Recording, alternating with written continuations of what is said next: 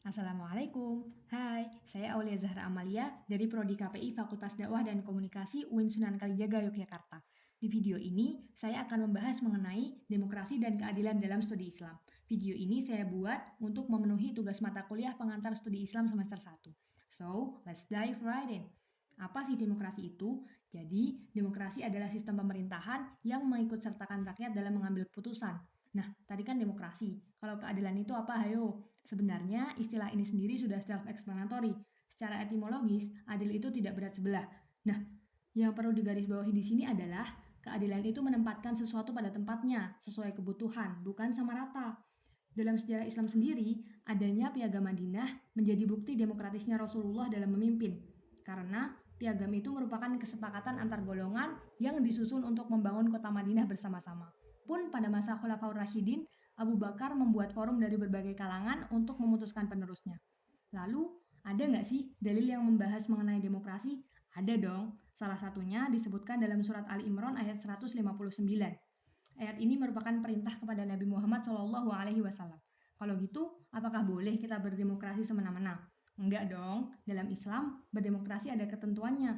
Demokrasi tersebut harus berada di bawah tuntunan agama. Rakyat boleh berpendapat, namun harus sesuai dengan nilai-nilai Islam, maksudnya beretika. Kemudian, pengambilan keputusan ijtihad dilakukan melalui syuro. Selain itu, banyak kok prinsip-prinsip Islam yang selaras dengan ciri demokrasi. Nah, pandangan saya sendiri mengenai demokrasi bagaimana? Menurut saya, sistem pemerintahan yang dibangun pada masa Nabi sudah bersifat demokratis. Musyawarah merupakan elemen penting dalam bernegara di masa itu. Partisipasi rakyat sangat didorong. Kemudian, adanya kewajiban untuk bersikap adil, larangan diskriminasi, dan setiap individu bertanggung jawab atas tindakannya. Tidak diragukan lagi, kita perlu meneladaninya. Masalahnya, definisi demokrasi yang populer dijalankan dewasa ini bercermin kepada dunia barat, demokrasi liberal yang sekularis. Agama disingkirkan dari ruang publik, sehingga kedaulatan rakyat hanya di tangan rakyat.